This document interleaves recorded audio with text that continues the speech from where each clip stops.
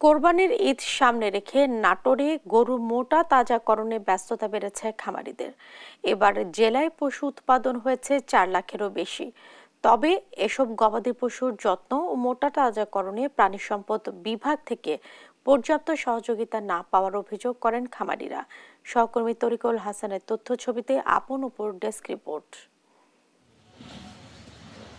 নাটোর বগুড়া মহাসড়কের পাশেই Dreamland agro farm. বিশাল ছাউনির নিচে বেড়ে উঠছে শাহিওয়াল, রাজস্থানী, নেপালি ও দেশীয় শঙ্কর সহ বিভিন্ন জাতের গরু। শুধু এ খামারে নয়, এমন ছোট বড় 18,000 খামারে গরু পালন হচ্ছে কোরবানি ঈদকে টার্গেট করে।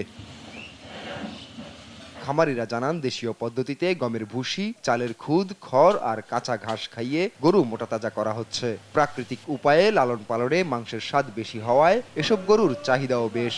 গমের ভুসি, গুঁড়া, খোল, পালিশ এগুলো দিয়ে আমরা পানির সাথে মিশ্র করে খাওয়া দিই। বিভিন্ন রকমের ঘাস, খ্যার, পোয়াল, ভুসি এগুলো দিয়ে আমরা খাবার দিই। আমাদের এখানে ফিড কিংবা ইনজেকশন এগুলা কোনো কিছু চলে না, এজন্য আমাদের গরুর উপর খুব চাহিদা মানুষের। শুধু নাটোরেই নয়, এ গরুর চাহিদা সারা দেশ জুড়ে। কোরবানিতে এসব খামারে এসে পছন্দের গরু কিনে নেন স্থানীয় ও দেশের বিভিন্ন প্রান্তের পাইকাররা।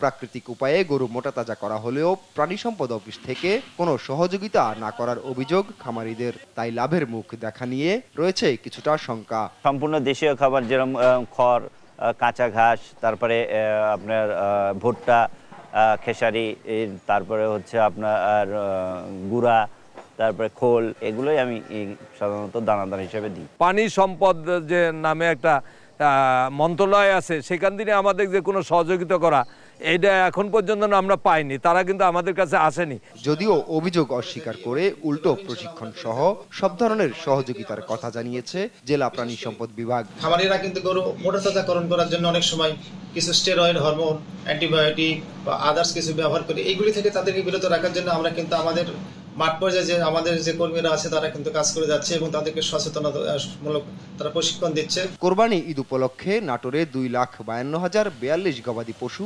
মোটাতাজাকরণের লক্ষ্যমাত্রা থাকলেও প্রস্তুত হয়েছে 4,78,242টি গবাদি পশু। স্থানীয় চাহিদা মিটিয়ে দেশের অন্য জেলাতেও যাবে এসব পশু। নিউজ ডেস্ক, দেশ টিভি।